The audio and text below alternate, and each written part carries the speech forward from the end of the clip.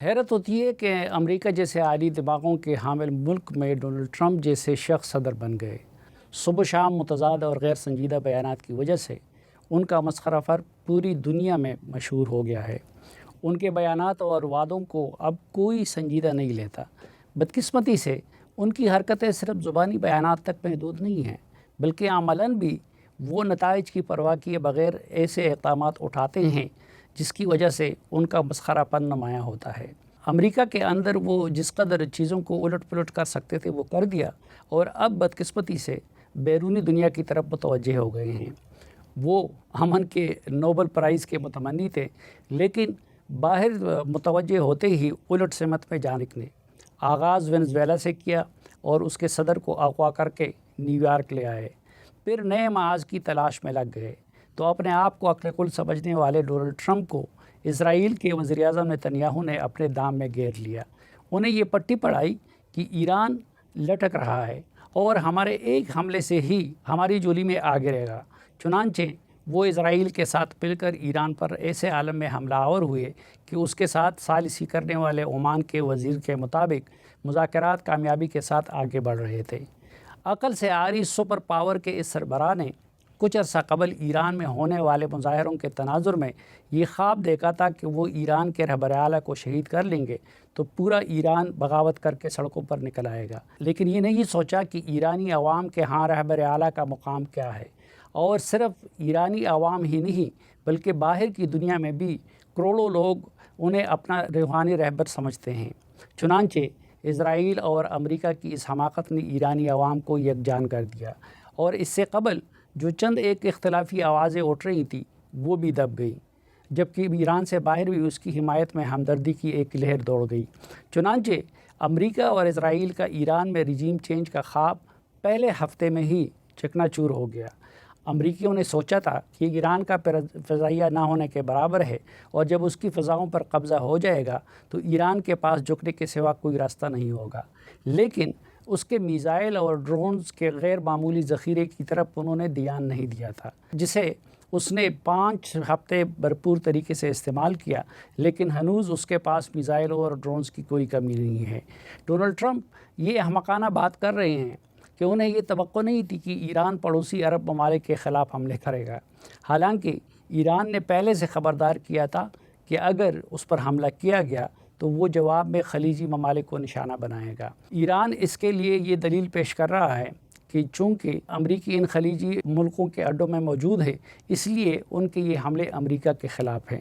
Donald Trump نے ایک غلط اندازہ اپنا ہرمز کے بارے میں بھی لگایا تھا۔ اس کے ذہن میں شاید یہ بات نہیں تھی کہ ایرانی اس پر اپنا کنٹرول مضبوط کر کے خلیجی ممالک کا راستہ بند کر سکتے ہیں۔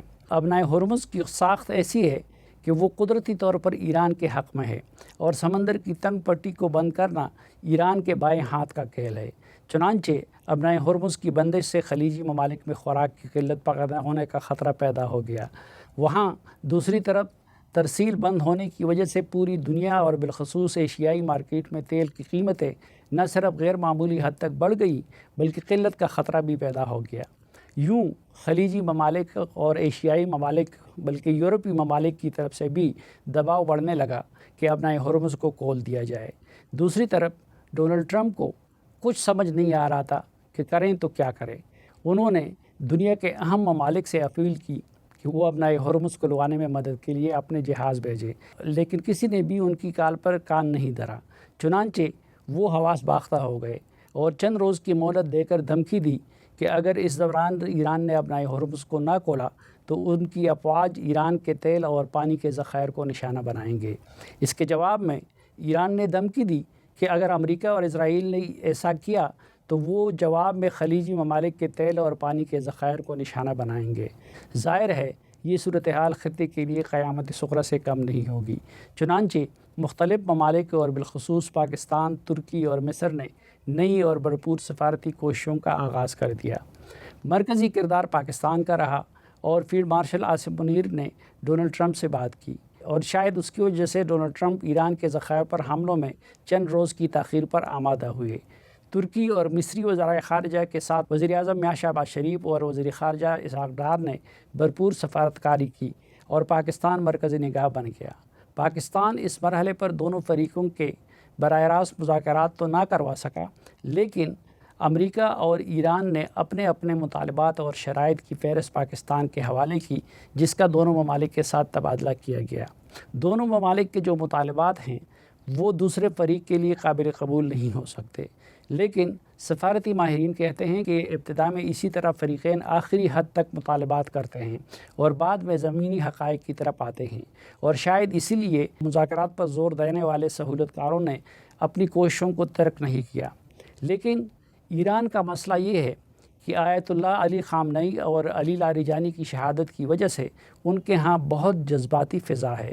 یہ بھی کہا جا رہا ہے کہ پاسداران انقلاب مذاکرات کے حق میں نہیں ہیں، جبکہ ابنائے ہرمز اور خلیجی ممالک کی پریشانی سے ایران میں یہ سوچ بھی موجود ہے کہ وہ فاتح ہے اور اس نے امریکہ کو گھیر لیا ہے۔ ان وجوہات کی بنا پر ایران مذاکرات سے کترا رہا ہے۔ دوسری طرف امریکہ کا رویہ غیر سنجیدہ اور کسی حد تک منافقانہ ہے۔ ڈونلڈ ٹرمپ ایک طرف مذاکرات کی بات کر رہا ہے اور دوسری طرف مزید فوج کو خلیج بھیج رہا ہے۔ اسی طرح ان کا رویہ نہایت غیر سنجیدہ ہے۔ وہ کبھی کہتا ہے کہ ایرانی ڈیل کے لیے منتیں کر رہے ہیں، کبھی کہتا ہے کہ مجھے تحفہ بھیجا ہے۔ فریقین کی ان پوزیشنوں کی وجہ سے بظاہر مذاکرات مشکل نظر آ رہے ہیں۔ ادھر اسرائیل کا مسئلہ بھی ہے کہ جو نہ صرف جنگ کو شروع کرنے کا عامل بنا، بلکہ اب بھی امن کے ہر عمل کو سبوتاج کرنے کی کوشش کرتا رہا ہے۔ دیکھنا یہ ہے کہ ان حالات میں پاکستان اپنے دوست ملکوں کے ساتھ مل کر کس طرح امریکہ اور ایران کو مذاکرات کی میز پر لاتا ہے۔